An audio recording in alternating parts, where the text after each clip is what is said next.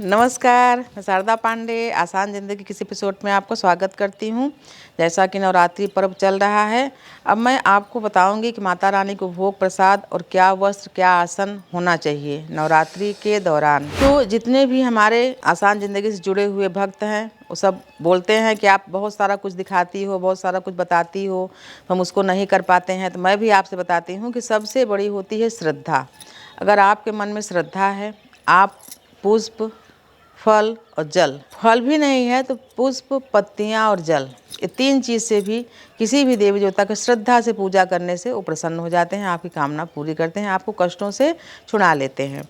लेकिन जो सर्वसंपन्न है, जो करना चाहते हैं, उनके लिए बताना चाहती हूँ कि देवी का पूजा दिन के अनुसार वस्त्र पहन के भी किया जाता है, दिन के अनुसार भोग प्रसाद भी लगाया जाता है। साधारण पूजा जैसे कि रोज़ क्या चढ़ाएं भोग में, तो उसमें आपको बताती हूँ कि पंच मेवा मंगा लें, 5 प्रकार का मेवा और मिश्री अलग अलग डिब्बियों में करके रख लें। गर्मियों में चींटी बहुत चढ़ती हैं, तो एक कटोरी में पानी करके उस डिब्बे को उसी कटोरी में रख दोगे तो चींटियाँ नहीं चढ़ेंगी। कभी कभी ड्राई फ्रूट में और जो आप मिश्री रखते हो इसमें भी चींटियाँ चढ़ जाती हैं।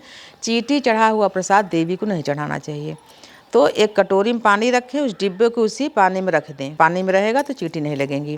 तो 5 प्रकार के मेवा आप रोज़ प्रसाद चढ़ा सकते हैं सुबह शाम। उसी प्रकार से फल भी, जैसे मान लीजिए बताती हूँ, जो सब ताज़ा फल जो होते हैं रसीले, वो भी चढ़ा सकते हैं। जैसे सेब है, अभी संतरा है, अभी जो भी फल उपलब्ध हैं, आम तो अभी आए नहीं हैं, तो जो फल उपलब्ध हैं, अंगूर है तो बुधवार को अंगूर चढ़ा दें, रविवार को आप सेब चढ़ा दें, मंगलवार को आप अनार चढ़ा दें।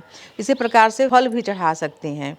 और माता रानी को जो महाअष्टमी होता है, इसमें महाभोग प्रसाद लगता है, जिसमें कि चने का सब्जी, हलवा, पूड़ी, गुड़ का बना हुआ हलवा, ये सब चीज़ें चढ़ती हैं। तो आप रोज़ में यही करें। जैसे मान लीजिए रविवार से दुर्गा स्थापना शुरू है, तो रविवार के दिन आप लाल रंग के वस्त्र यानी लाल रंग की साड़ी, जरूरी नहीं है कि नई रहे, पुरानी भी है, धुली हुई होनी चाहिए। और तीनों कपड़ा, पेटीकोट और ब्लाउज भी सब धुला हुआ होना चाहिए, इसको पहने। सोमवार को हल्का पीला या क्रीम कलर का कपड़ा पहन के पूजा कर सकती हैं। सभी कपड़े धुल के आप रख लें, दिन के हिसाब से ये कपड़े पहनने हैं। फिर मंगलवार के दिन लाल कपड़े ही पहन के आप पूजा कर सकती हैं दोनों टाइम। फिर पूजा के बाद उस कपड़े को उतार दें, दिन भर भी पहन सकती हैं, पर शाम को पूजा करनी है तो फिर नए कपड़े पहने। उसी प्रकार से बुधवार के दिन हरा, जैसे कि कहा जाता है कि बुधवार के एक दिन, गुरुवार के दिन देवियों का जो पूजा होता है काफ़ी फलित होता है, काफ़ी उनको प्रसन्नता पहुंचाती है, भक्तों को भी सुखता बढ़ाती है। तो बुधवार के दिन हरे रंग का वस्त्र और हरा ही भोग, जैसे कि मान लीजिए आप ककड़ी है, खीरा है, अंगूर है, ये सब फलों का भोग, नारंगी है, ये सब फलों का भोग लगा सकते हैं। जैसे मौसम्बी वगैरह, इन सब चीज़ों का भोग लगा सकते हैं। उसी प्रकार से गुरुवार के दिन केले का भोग लगाएं और पीले वस्त्र पहने, पीली हल्दी का तिलक करें। आसन जो होता है वो ऊन का आसन हो या कुश आसन हो, उस आसन पर, बिना आसन के बहुत सारे लोग को पता नहीं रहता है, या हमारे वीडियो को वो गंभीरता से नहीं कि वीडियो ही तो बनाती हैं, ऐसे ही नीचे बैठ के पूजा करने लगते हैं। नीचे बैठ के पूजा नहीं करनी चाहिए। या तो ऊन का आसन, ऊन का आसन, अब उनको सोचेंगे ऊन का आसन हम कहाँ खोजें। जैसे शॉल वगैरह जब ठंड में आप जो ओढ़ते हैं, लाल रंग की है, तो उसको भी आप बिछा सकते हैं, या नई रहे या धुली हुई रहे, बिछा के वो आसन हो गया। आप उसको 2 परत करके बिछा दो, आसन हो गया। कुश का आसन, चटाई वगैरह जो बाज़ार में मिलती है पूजा स्टॉल में, उसको ले लें, उस पर बैठ के पूजा करें। पूजा के बाद जो ज़मीन की मिट्टी, थोड़ा सा पानी डालें, ज़मीन की मिट्टी जहाँ पूजा बैठ के कर रहे हैं उसमें हाथ लगा के तिलक लगाएं। तो जो आपका किया हुआ पूजा है, मंत्र जाप है, उसका फल आपको पूरी तरह से मिलता है। गुरुवार के दिन पीला वस्त्र पहने, केले का भोग लगाएं। फिर शुक्रवार के दिन फिर क्रीम कलर का वस्त्र पहन के, जैसे कि काजू हुआ, मखाना हुआ, इन सब चीज़ों का मिश्री हुआ, इनका भोग लगाएं। शनिवार के दिन नीले कलर की साड़ी, या जो पुरुष भक्त हैं वो नीले कलर का कपड़ा है, पुरुष को सफ़ेद ही चलता है, ज़्यादा शोभा देता है। नीले कलर की साड़ी महिलाएं पहन के पूजा कर सकती हैं।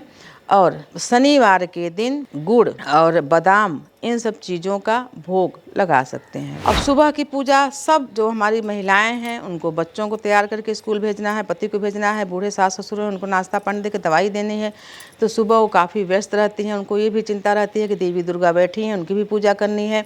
तो आप सभी पहले घर वालों को सभी व्यवस्थित रूप से दाना पानी जो भी देना है सब दे लें। देर सवेर कोई माने नहीं रखता है।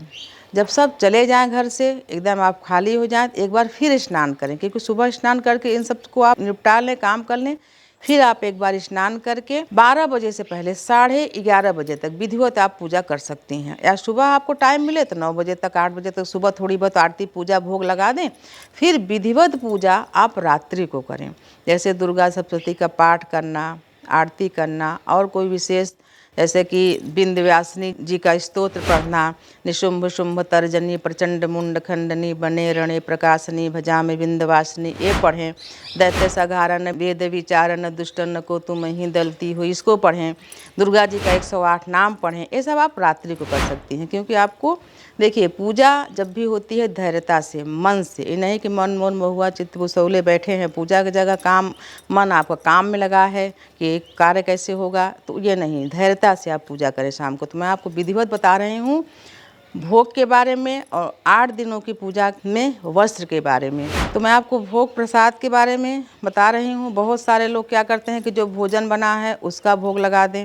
भोजन का भोग बिल्कुल नहीं लगाना चाहिए। दुर्गा जी को जो महाप्रसाद पूड़ी वगैरह चढ़ता है वो बता रही हूँ कि वो सिर्फ अष्टमी के दिन चढ़ता है।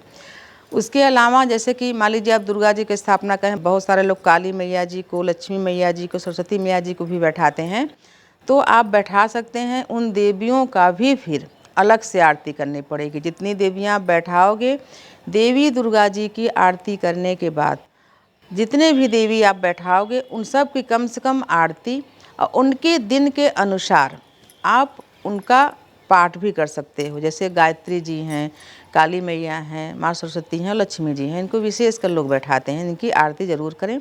और सभी को भोग, फिर भोग के बारे में पूछते हैं, क्या जितने देवी देवता हैं सबको अलग अलग भोग लगाएं या एक ही पात्र में हम भोग चढ़ा दें? तो आप एक ही पात्र में भोग चढ़ा दें। जो सत्यनारायण जी का पूजा होता है एक परात में ही भोग लगता है, दोना में छोटे छोटे, मतलब एक दोना में करके भगवान जी के सामने भी भोग रख देते हैं, पति पत्नी को उसको दे देते हैं।